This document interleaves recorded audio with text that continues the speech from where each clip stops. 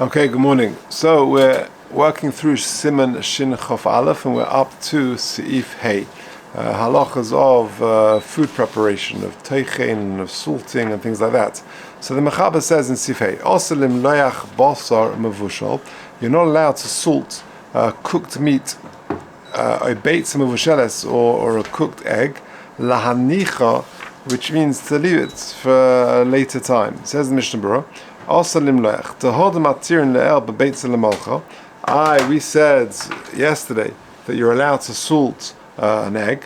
So yesterday we said you can't marinate or salt vegetables, but you can salt eggs. And now we're saying you can't. So the Mishnah explains that's l'tzorech eisusuda. For me to put salt on my egg for that meal, that's not a problem. But to salt meat or an egg, that it will preserve it. I put a lot of salt in that it's like a preservative. That's not allowed. Why? Because that's very similar to tanning and to pickling, and therefore it's not allowed.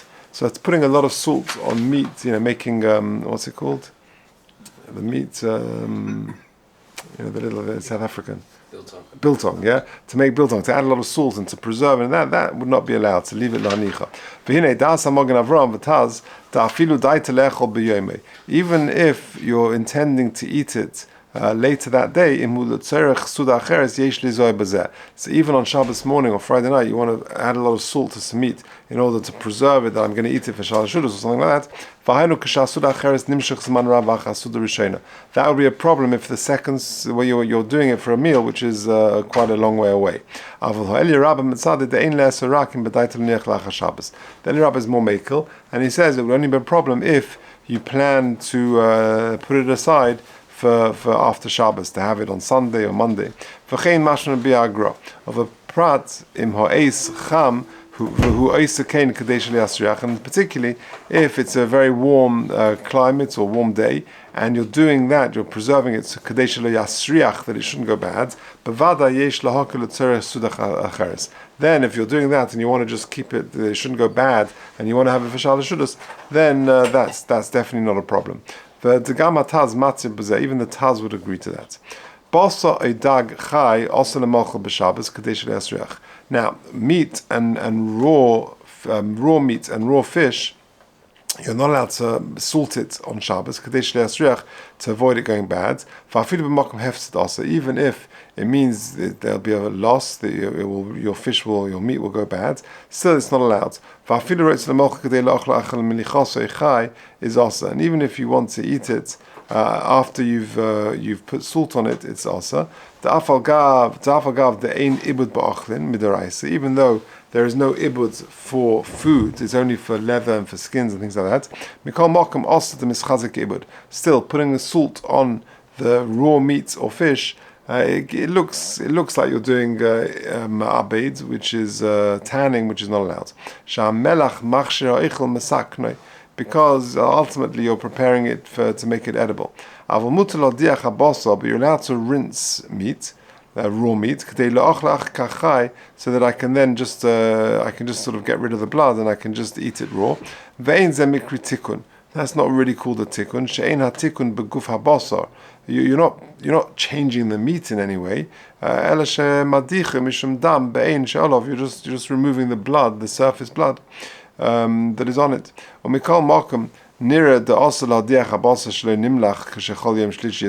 However, whilst you're allowed to rinse off the blood that is on raw meat, and again, we don't really eat raw meat nowadays, I think, but rinsing off the raw meat, the blood which is on the meat, is allowed. However, if you're doing hadocha on the basa shlo nimlach, which has not yet been salted,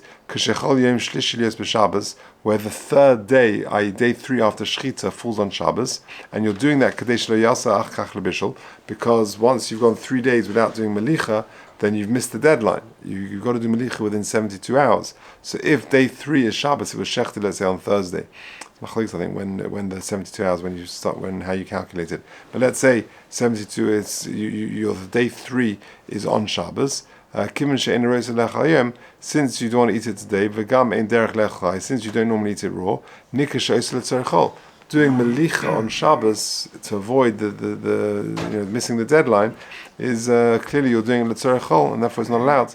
And therefore even asking a non-Jewish person to do it is not allowed. She'ein kan hefset kol kach. So you won't have that piece of meat. So it's not a terrible hefset.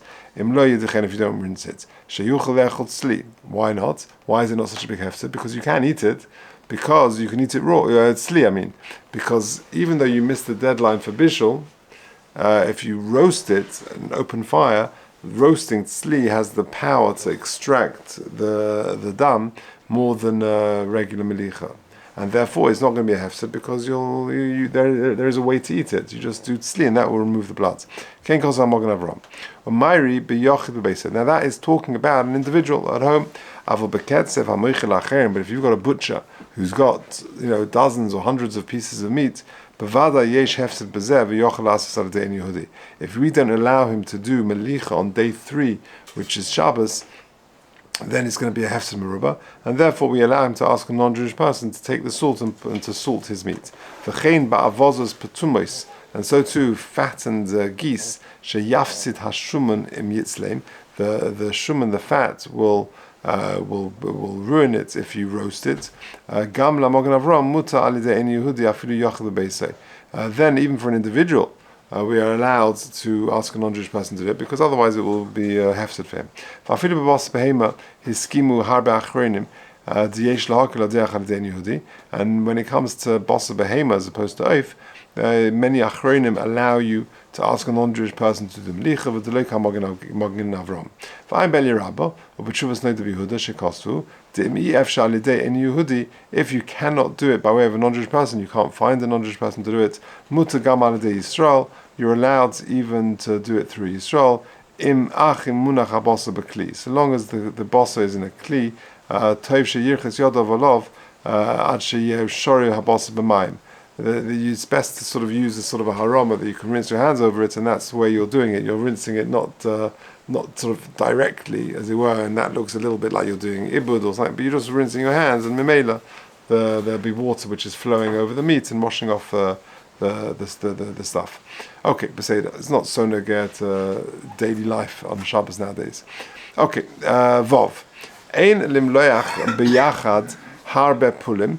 You're not allowed to salt lots of beans and lentils shenisbashlu beklipason that were cooked in their klipa, in their shell. Says the Mishnah Berurah, dehamlicha ma'ila lahem, because why are you doing that? Because salting it is of benefit to them. And therefore, if you've got a lot of lentils or beans and you're putting a lot of salt on it, that looks like pickling or ibud, and therefore it's not allowed. If you look at 34, he says the Makar Dvar of Humia Taz, the source of this Mishnah Berurah is a Taz, Shabir Shamelach Moel L'Rachich HaKoishi Sheyesh B'Klipas V'Adoshim. Why are you doing it?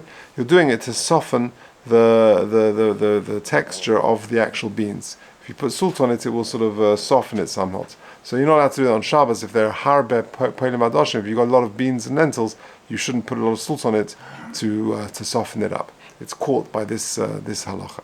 Okay, Zayin. Mutter loduch palpelin afilu harbe yachad. You're allowed to grind peppercorns afilu harbe yachad.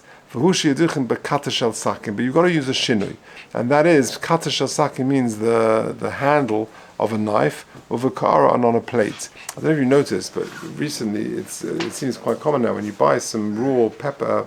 In the old days there used to be pepper. You opened up spices and you just pour this pepper on. It's already crushed. But now when you buy pepper, regular pepper, it comes in peppercorns, and the actual thing is a grinder. And I was a few months ago somewhere, and I saw a guy just on Shabbos. He was just literally taking it and doing it. It's an Issa D'Oraisa. That is teichin on Shabbos. Taking peppercorns and grinding it is an Issa D'Oraisa. But what this Mechaber is saying is you're allowed to grind pepper, afilu harbe yachid, even a lot together, so long as you do it with a shinui. Now what's the shinui? You take the handle of a knife, kata de shasakin ubukara, and you do it not in a mortar, but you do it just on a regular plate. So that would be allowed. That's considered a shinui. So let's take a look. It says the Mishnah Baramuta. If you do it in the normal manner, so he's describing a machteshes, which means a pestle and mortar. Even one peppercorn, that's what I was just saying. And certainly taking the new things of how you buy pepper and you grind them in that way, and salt as well. You've seen, it comes like that as well. I've seen. So that would be an issa d'oraisa. Afilu harbe yachad v'davka mashet tzorech le'osu Shabbos. So when the mechaber says over here you're allowed to grind pepper by taking the handle of a knife, and sort of banging it on a plate, that's only le'osu suda. You can't sort of do for the next 3 months. Ubeka'ara pirush avelo yoduch bekatesh sakina b'machteshes. But you can't do it on a mortar. Af the shinah b'mashe doch bekatesh sakina. Even though you've already done one shinui, because you're using the handle of a knife, if you take the handle of a knife and you do it in a mortar, which is the normal, the old-fashioned pestle mortar, you're picturing one, you've got like a pounder, and you do it in the sort of the cup, a mortar, that is the normal way of doing it. So therefore, even though you're using one shinui by doing the handle of a knife, doing it in a mortar, it looks like uvdu d'chol, and therefore it's not allowed. But doing it on a plate would be okay. V'huadin, the doch bekata al gabe shulchan, or if you want to do it on the table directly, or beshule kli al gabe shulchan dahavid trei shinui, or if you want to do it with the edge of another kli, a plate or something, and you're doing it on the table, that would also be allowed. Avul buchno, using a pestle hamyuchedes leksisha, which is designated for that purpose, for grinding, afilu al gabe shulchan or b'teich hakara also. So in short, you need 2 shinuyim. You need a shinui that you're using the handle of a knife or some other plate or something like that, and you're doing it onto a plate. But if you're using either a pestle or a mortar, a buchna or a machteshes, that would not be allowed. If you look at 37, so this is some very relevant stuff, because what's relevant is mashing bananas, especially for kids and things like that. How do you do that? Now, because this is a form of pounding, back of a spoon. So let's take a look. So take if you look at 37. So first point he makes is Afal Gav shekol melacha hanasis b'shinui asur midrabanan. So what's going on over here? How can you do this? So you're doing it with the shinui, so that still should be asur midrabanan. Why are you allowed to take the handle of a knife to crush the peppercorn? So bir habeis Yosef b'shem shiboli haleket sheb'mishnah shekashemeshane mimoduch shel even shaderech lo duchba b'yemachol lemodach shel eitz. If you change from the way of the normal way of doing it is with a stone pestle, a modach shel even, and then you downgrade to shel eitz, that's already one shinui. Nechshav adova kashinui muad for also midrabanan. That's what's also midrabanan, to use the modach shel eitz. El ulam, kashem lodach biyodish asaki, but then you downgrade again and you're using the handle of a knife. Nechshav adova kashinui gamor. That's considered the total shinui.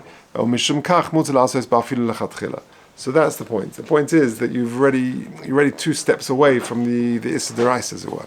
Okay, now if you jump a couple of paragraphs, the next one it says lemoch banana al yedei shinui hamazlig. So what about smashing a banana with a fork? Now shinui hamazlig means the teeth of the fork. That means the regular way. You take a regular fork and you just you mash the banana. Kosav achazan ish she'ein ze nechshav kashinui klal.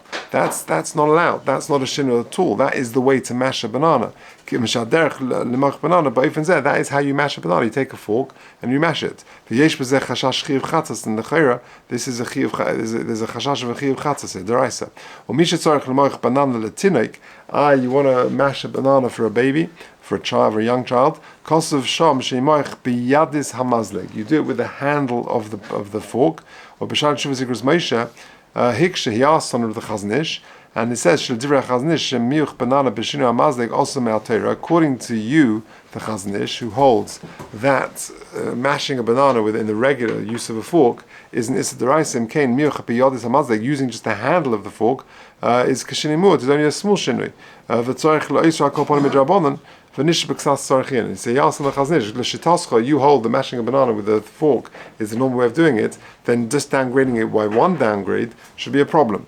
However, let's continue. But lemaisa, mashing vegetables or fruit for children, who can't chew bigger pieces, that's how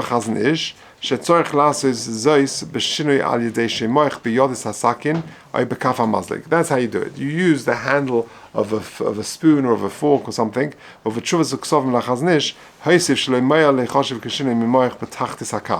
there are two ways of doing it. If you've got a spoon, you could either use the handle, that's what he allows, or the bottom of the spoon, the tip of the spoon to do it. And he says, where is it? That's not good enough. You should use the handle of the spoon to mash it, the bottom of the spoon or the fork, and not the tip of it. In a way, it's more of a shinu using the tip of the spoon because it's harder to mash it. Nevertheless, than using the handle.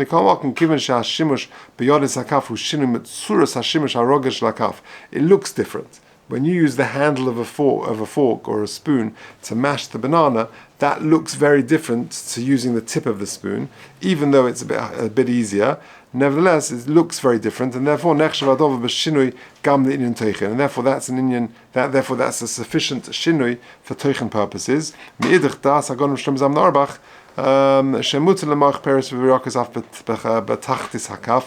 tip of the spoon. So in short, how do you mash a banana? So for yourself, you shouldn't really do it. Just cut slices or something like that. But for a child, you're allowed to mash it. They can't eat it otherwise. How do you do it? According to everybody, you would be allowed to use the handle, the bottom of the handle. You take the handle of a fork or a spoon and you mash it like that. According to Shlomo Zalman, you're even allowed to use the tip of the spoon to do it. Rabbi Moshe has a kasha on the Chazon Ish, like we said, but Lamaisa, that's what the poskim say you're allowed to do, using the handle of a spoon to mash it for a child who can't eat it otherwise. Okay, let's just finish off Mishnah Berurah. Kosav ataz b'siman zeh. Ein lahakshos. We're 1, 2, 3, 4, 5, 6 lines from the bottom of the page. The last word. Kosav ataz b'siman zeh. Ein losum hapalpim teich habeged. You can't put some peppercorns inside of a cloth, a material, for lichteish besakin olav, and then pound it with a sort of with a knife. Do meilid reicha. You've got to separate this. You're gonna produce a smell in the beged, and that's a separate issue. Meilid reicha. Omnam b'simen tov kuf yud aleph eis ches betaz mashma dechozim is the implication is that the taz retracted from that. V'hiskim lemarshal d'sharim mishum de'ena mechavan hazeh, and he allows it because that's not your kavana. Your kavana is just to create crushed pepper, not to flavor your beged. Ein sham. Kosva achreinim the dafka bekata de sakina hu de'tir lo duchapalpelin. Dafka with the back of a spoon or a knife, whatever, you're allowed to crush it. To take a knife and to chop the peppercorns in a very fine way, in the normal way, is not allowed. To lie so too with vegetables that come b'sifiyud beis. Mishnah will do that tomorrow. If you look at 41, he says the tam shechituch palpin b'sakin ein nechshav shinui. Why is it that cutting a peppercorn with a knife in the regular fashion in a very fine way, why isn't that a shinui? Why is it a problem? Because the normal way of doing it is taking a pounder and pounding it. Since that's the normal way of using a knife, and you normally cut things, therefore this is not sufficient shinui. So the only way to really crush pepper is by taking it, like I said before, with the back of a knife or a fork on a plate or something like that. So you've got two shinuim. A, I'm using the back of a knife or a spoon, and B, I'm doing it on a plate and not in a mortar. Let's just do ches quickly. It's quite short, and then it gets on to the end of this sort of sugya. Ches, ein kaisesin melach b'moduch shel eitz. So too salt. You're not allowed to crush or to grind salt in a wooden modach, in a wooden mortar. Avul merasek hu biyad. You can grind it by your hand. Biyad shasakim, with the handle of a knife, over eitz hapor, of a wooden spoon, ve'ena choshesh, that's not a problem. V'dafka melech hagas, dafka thick salt, ava melech shahoya dak mitchila, but if it was already very fine, it was already crushed, v'nispashal, and it was cooked, v'nase pesisin, and now it's become sort of clumps of salt, then there's no problem. You can just cut that with a knife like you would cut bread. It says in the Mishnah Shal Eitz, the Kolshkein Modich Shel Even, and certainly a Modich Shel Even. So if you can't use a wooden one, then you certainly can't use a stone one with it, because that's the primary way of doing it. Because it's more designated for dicha than wooden ones. Even if I was planning on using the salt straight away, you can't use a mortar to crush things. But to crush it with very finely, with the sharp end of a knife, that is not allowed. If you look at 42, he says, we're going to come to this tomorrow. There's no tochein with gidulei karka. It's only a problem with vegetables and things like that. But with meat and with eggs, there's no tochein. So why is salt? Salt is not gidulei karka. It doesn't grow. For divrei Michael she'enam gidulei karka kogein baso gvina mavur b'shulchan aruch she'en bo mitzvah tochein. Kosva shulchan aruch harav she'kimin she'melach ein nechel b'fnei atzmei. Salt is not eaten by itself, like as opposed to meat and eggs. And alidei taruvis is only mixed in with other things. Nechshav katavlin v'lo kaboso gvina. Therefore, it's got a different status, and therefore, even though it's not gidulei karka, still we don't allow it. Okay, let's just finish off. Chavches shel sakin v'yirasek b'ka'ara ayagabe shulchan. And when you crush this salt with the handle of a knife, again, you should do it on a plate or on a table, but not using a pestle or mortar, for chanal, the gabi palpin, etc. Just to crush it with your hand, that would be okay. To cut it with a knife, even if it's very thin, like you cut bread, you can cut bread or challah, whatever, very thin if you want to. Because the rule is and then if you're talking about the type of salt that was previously very fine but just clumped together, then there isn't a problem. However, don't use a pestle and mortar, even for this type of salt. Because of the tzukah gamkein din melach dak, sugar has also got the din of melach dak. So in short, what have we said today? That we started off and we said that you're not allowed to salt basam mavushal or eggs lahanicha for long term, but to salt it for now, there's no problem to put the salt on your eggs or meat or things like that. And then we spoke about you're not allowed to salt a large amount of pulim v'adoshim, of beans or lentils, because it looks like ibud or kibush. And then we said if you want to crush pepper or these sort of things, or bananas or things like that, so for pepper you're allowed to do it, even for adults, with the back of a knife on a plate, two shinuyim. So you're not using a modach at all or a machtejes. And bananas and fruits and things you want to mash for a child, only for a child will be allowed, but using the handle of a fork or something like that, that is the way to do it. According to Shlomo Zalman, the tip of the spoon also, but all poskim agree that using the handle of cutlery would be okay. Say that.